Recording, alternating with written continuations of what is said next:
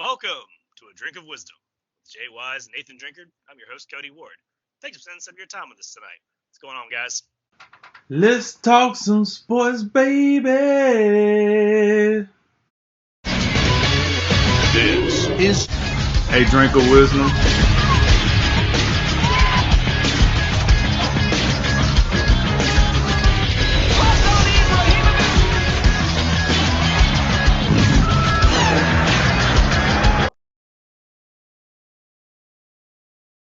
Jay, let's stick with college basketball, but move to the action on the floor.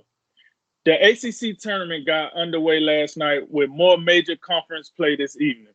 It has been a wild season in which we've seen upset galore and a few teams showing consistency of what a national championship should look like. So, Jay, which team across the major conferences should we be watching most closely? Your guess is as good as mine. You know how in fantasy football, like the guy who goes on auto draft like wins. That's how this college basketball season is win. So I mean, good luck. And if be wary of like paying attention to the quote unquote experts. And I'm talking about the ones that are on TV and they wear nice suits. Just beware. Like we can give you just as good synopsis of what's going on by just saying we're not sure. But we're gonna give it a go anyway. Let's go ahead and start in the ACC, which doesn't have traditionally the ACC's. You know, you can flip a coin between these guys and the Big Ten as being the best conference from top to bottom. ACC pretty top heavy this year. They don't have the depth that they've had in years past. So you got Florida State. They got some great depth within their team as they always do under Leonard Hamilton. They're definitely worth watching. Virginia's surprisingly up at the 2 line in this conference. They've won their last 8 straight. We know defending national champions, so we got to pay attention to them. And they've won 8 straight games. So after, I think it was a 7-5 start in conference play, they've been hot, albeit mostly close games. And then so on, it goes Louisville and Duke. Those teams, we got to pay attention to them too. Keep an eye out for North Carolina if they get by Syracuse tonight. I know they finished dead last in the conference, but Cole Anthony's healthy. He's playing well. And Garrison Brooks and Brandon Robinson, those guys can really play as well. So don't be surprised if you see North Carolina in the quarterfinals tomorrow night. Okay. I won't be surprised. Thank you for the inside information. I'm gonna go with, when all the chips are on the table, you got to go with the guy that usually rides to the top. The cream always rides to the top. So I'm gonna go with Duke. I like that Duke North Carolina State matchup. I can't never go wrong with that. But your team, your boys, the Virginia Cavaliers. You hit me with a little nugget earlier. They're waiting on the winner of that Notre Dame and Boston College game. But Virginia seems to be a team that can get it done in crunch time. They seem to be a team that can get it done in a low-scoring affair. And with the fact that we talked about, we know the fans are going to be here at the conference tournaments. But if I'm some of these teams, like you said, I'm mentally getting ready for the NCAA tournament with an old quiet church gym. So, and then when I look at it with that fact, I got to go with a team that can get it done under all circumstances, and that's Virginia. Now, I do like these other teams, but when I look at Duke and Virginia, I think at some point that cream will rise to the top. The survival of the fittest will come. And I think one of those teams will be the team that's cutting down those ACC nets and holding up the ACC tournament trophy. But like you said, if I had to pick a dark horse, why not be North Carolina? This is a team that got one of the best coaches in the nation, a legend, a Hall of Famer. And let's be honest here, they recruited at a very high level, just like these other teams. It is a bit unorthodox to see North Carolina in the situation that they're currently in. But, stuff happens and, some teams start off really, really slow and picks up steam as the season goes. That could be North Carolina. But as far as the ACC go, I'm gonna put my money down on Duke or Virginia to win that tournament. Now the Big Ten. How do I feel about the Big Ten? Listen, first of all, I want to say I do agree with what you said. When it comes to the top 2 conferences, it is the ACC and the Big Ten. And the Big Ten, just like normal every year, Wisconsin, Michigan, Maryland. Where Illinois might be a newcomer to the top of the fray there. Michigan But State. Michigan State. Okay, I thought I said Wisconsin, Michigan State, Maryland, and then Illinois is the newcomer. Yep. To the top of the fray. But listen, once again, and I just look at it like this: if I was a betting man and I wanted to bet who I think could take the conference, I'm looking at Michigan State or Wisconsin. Now, why am I looking at that? I like Maryland, I like Illinois, but let's be honest here. I think Michigan State got the best. They have the best player in the conference with Cassius Winston. So it's very hard for me to go against the best player in the conference. But I think Wisconsin probably be the best coach team just because I've seen them do it year in and year out. That team is about as consistent as a football team. I mean, that they always find a way to get to the top of the heat, and they stick around for a long time. So, when I look at those 4 teams, and then we look at the games that are going to get played tomorrow, Michigan and Rutgers, and I'm looking at the Iowas of the world, the Northwesterns, the Minnesotas. I'm just not impressed, man. I'm not impressed with the rest of these teams in this country. I'm really not. So I'm gonna have to take a team that's in the top of the fray because listen, these teams at the lower end with these double-digit seeds.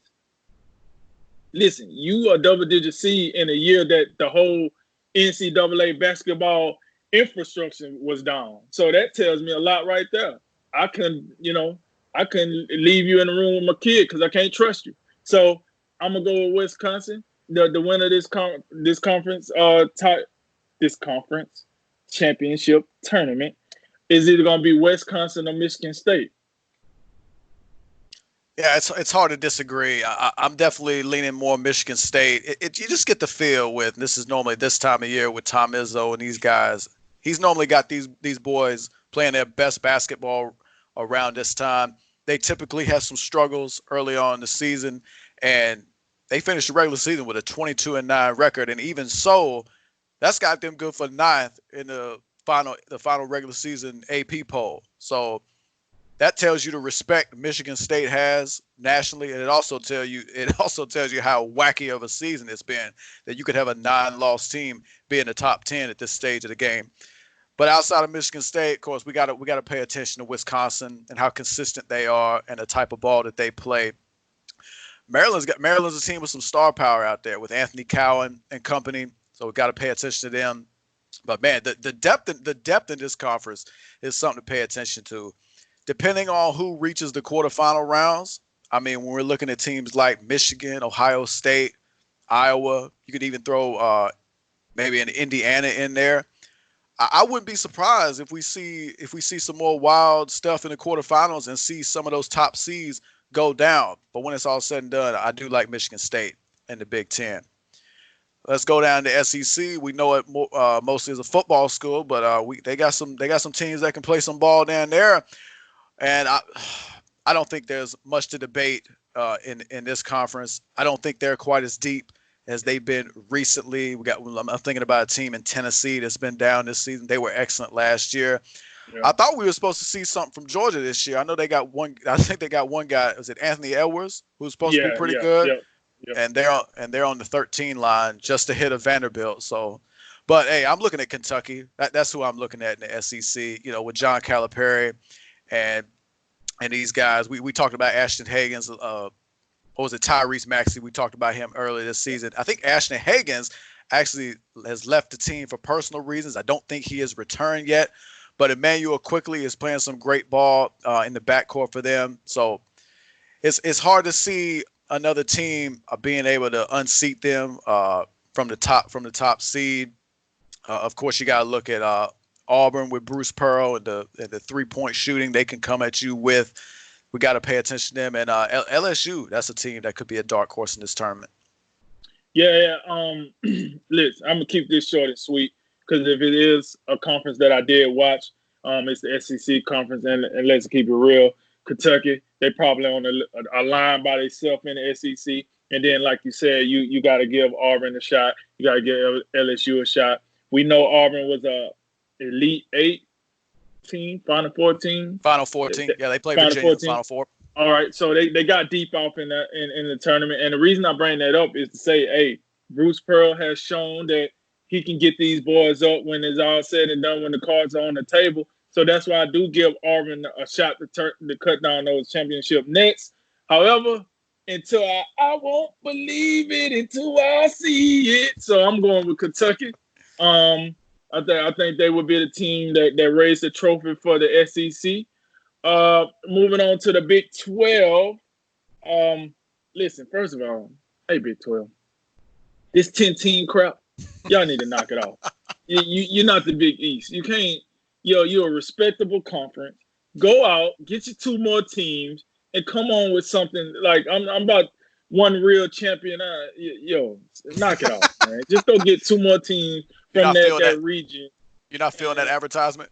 No, man. Like, what are we doing here, man? Like, I understand the Big East doing it because they was a conference that broke apart and came back.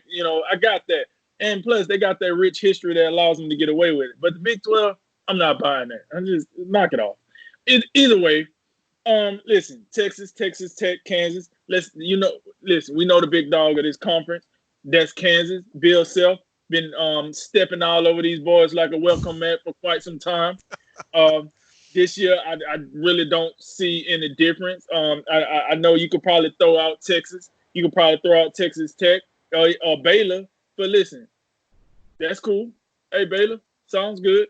But once again, the slogan I just hit, I believe it when I see it. So I'm going to take Kansas here. I think Bill Self got a wrap on this conference this year just because it's a down year for the conference as a whole. I think this is Bill's self-ball game to lose. And I just don't see none of these guys really doing anything to hurt Kansas' chance of being the Big 12 tournament champion this year.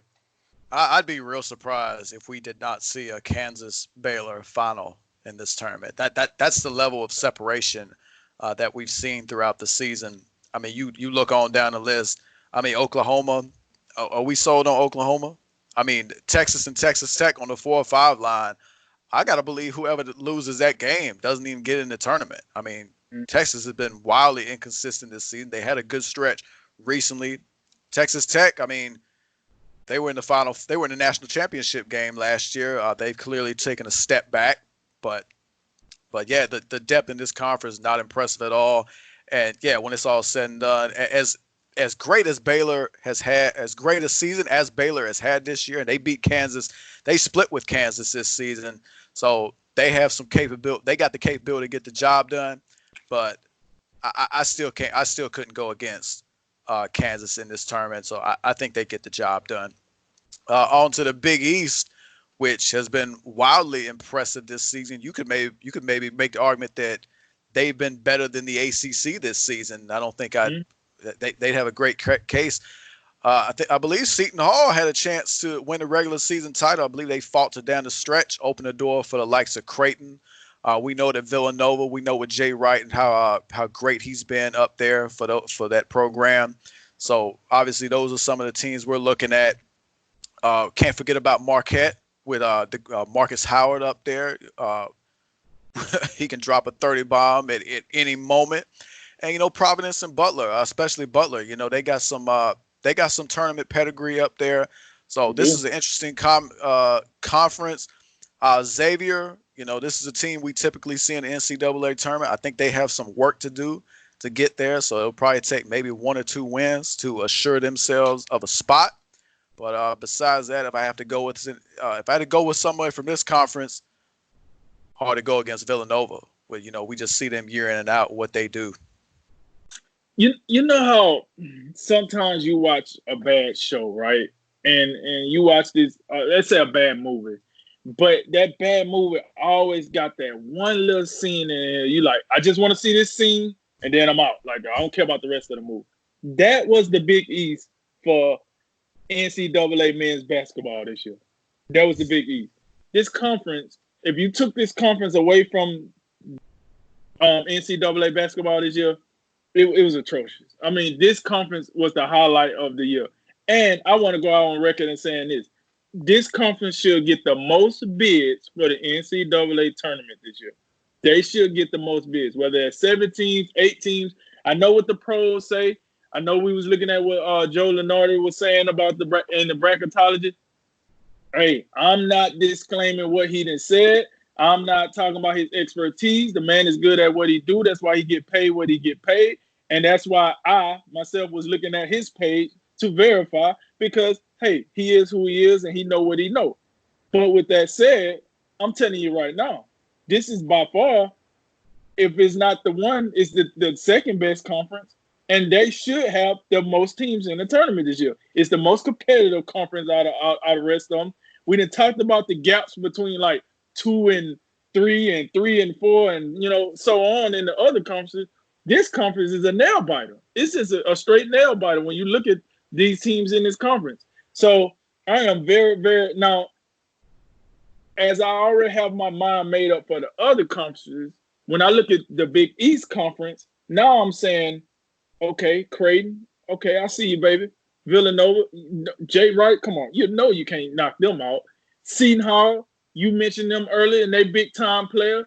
And then, Providence, Butler, it's just like, I wish we can pull some Big East versus, Pac-12 type stuff right now, just so we can see one conference beat up on the other one. Get a good laugh out of it. You know what I mean? But at the end of the day, I think it does come down to the top three teams. I think it's either Creighton, it's either Villanova, or it's Seton Hall at the end of the day. But I would not be surprised. Now, this is the one conference where I will say if a team was to get upset, I think it comes in this conference just because these guys, they play such a close, brand of ball that no one has a big gap in between the next team. So I could see an upset in this conference, but I'm gonna go with that trio of Creighton, Villanova, or Seton Hall being one of the three teams cutting down the nets for the Big East tournament. Then, oh well. Oh man, they made the cut. Oh, the Pac-12. Oh, excuse me. For the technical difficulty, we got a conference that just snuck up in the conversation, and that's the Pac-12. Here's the deal. But for my Pac-12 listeners, please don't get mad at me because of my piss poor attitude about this. But I'm just gonna say this. Listen, it's not because you guys play on the West Coast and we on the East Coast and we got to stay up really, really late to see your action. It's just like you guys consistent. You got one team in the top 25 right now. That's Oregon. And then UCLA, Arizona State, and USC seems to be the three teams that's going to make it outside of Oregon, unless you get one of your bottom feeders to, win the tournament and then they're in. But listen, this conference should be the conference with the least amount of teams. Like, let's call it what it is. They should get a hot three in a Peasky. And I mean that Peasky better be in the first 4 games. Because I'm not buying what they're selling over there on the West Coast. I mean, I don't know what's worse. Their football programs or their basketball programs at this point. I mean, the Pac-12 is just out here just stealing money from the church. So I'm going to have to go with Oregon. It seems as if Oregon is the most consistent team in the Pac-12. And but that product they've been rolling out over there, I'm just not impressed. You might see it another way, man, but I'm not impressed. Oregon should be the team. If they don't be the team, I don't think people are going to be like, wow. It's just we got to add them in. They're a major conference. So there you go, Oregon, Pac-12 champs. Oregon's the only team in this conference that, stands out above the rest. They're the only team ranked in the top 25. So, I mean, just really doesn't seem to be all that much to talk about. Although, hey, we looked at bracketology, and they got 7 teams in the field so far, which is tied for second most behind the Big Ten. So that surprised me. I gotta believe some of those teams are on the fringes, and some of them might be at the very end of the bubble. So I gotta believe that, 1 or 2, maybe even 3 of those teams, if they come out in this tournament and they one and done, that might knock them out of it, especially depending on what happens in other mid-major tournaments. Because there's sometimes that a team will steal a bid by beating the the regular season champion, like just say Dayton, for instance. If Dayton come out there, that they're going to be in regardless. But if Yep. they lose their conference tournament, that's a team that's been stolen a bid. So, and again, another thing, you know, some of these traditional powers in the Pac-12, but I mean, UCLA and Arizona come to mind. I mean, especially Arizona. Arizona's been really good recently under Sean Miller, and I mean, they're just clearly not up to par. I mean, so we got to take that in consideration. And I mean, again, I was shocked that Joe Lunardi putting that much respect on this conference. But you know, we'll see how it turns out. And you know, if they'll obviously have a chance to prove themselves after the Pac-12 tournament. Now, before we move on, Jay, I just want to ask you a question. As you see the latest AP poll got these guys currently constructed, can you see a scenario with two of these mid-major teams, for example, Gonzaga, Dayton, San Diego State, you know, two of those teams being a number one seed once it's all said and done in the NCAA tournament? You know, Gonzaga won their tournament, did they not? Did they beat St. Mary's in the West Coast Championship game? They did. Okay, yeah. So I gotta believe Gonzaga is gonna be in the one line. If Dayton takes care of business, I mean, it has to do with the lackluster play, you know, throughout college basketball this season from the major conferences. That's why we're even like having this discussion. I mean, if Kentucky or Michigan State had been more consistent this season, those are the teams we would expect to be on the one line. But because it's not so, you know, that's just where we're at. Kansas, you got to think they're the one team they got nothing to worry about as far as the one line. Gonzaga should be on the one line. I got to believe Dayton's going to be at the one line at this point. So, I mean, those look like the three teams that are, assuming Dayton takes care of business, they'll be one seeds. That fourth one's kind of open. I don't see it being San Diego State because you got to think that Gonzaga is going to get the West region. And if San Diego State was to get a number one seed, it would be the West region. So they're probably out at this point. But yeah, that fourth seed, it could be anyone at this point. It could be Florida State if they win the ACC tournament. It could be Kentucky if they win the SEC. I mean, we just don't know. But yeah, I think two mid-majors, Gonzaga and Dayton, yeah, they could very well get number one seeds.